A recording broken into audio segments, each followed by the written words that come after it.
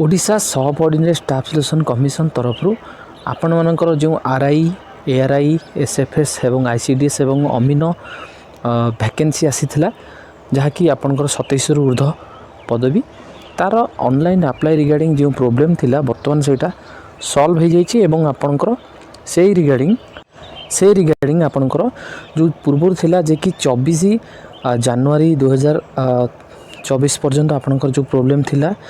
PO junior assistant रो जो post change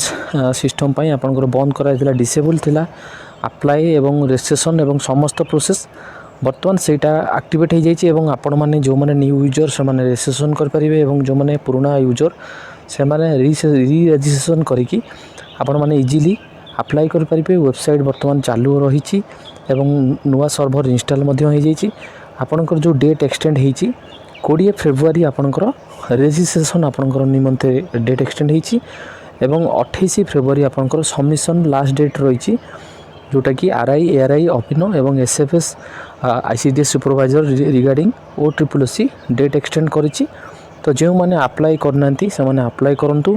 समस्त process apply करनंतु एवं जो रही प्रोब्लेम प्रोब्लेम आसुना आपण माने जोटा कि समय वेट करिकी 20 फेब्रुआरी मध्य रजिस्ट्रेशन करंतु एवं अप्लाई जो रही सबमिशन रजिस्ट्रेशन पर 28 फेब्रुआरी पर्यंत आपंकर डेट रही ता मध्य ऑनलाइन मोड रे आपण माने अप्लाई कर परिबे। तो यही रिगार्डिंग आउ किसी अपडेट आसले मैं तुरंत अपडेट देवी। यही भाई अपडेट पाइबा निमंते जो मैंने चैनल को नुआ कर चैनल को सब्सक्राइब करना चैनल को सब्सक्राइब करनंतु इनफॉरमेशन को मात्राधिक शेयर करंतु। जो मैंने टेलीग्राम ग्रुप को जॉइन करना टेलीग्राम ग्रुप रो लिंक डिस्क्रिप्शन में देवी जॉइन करनियंतु।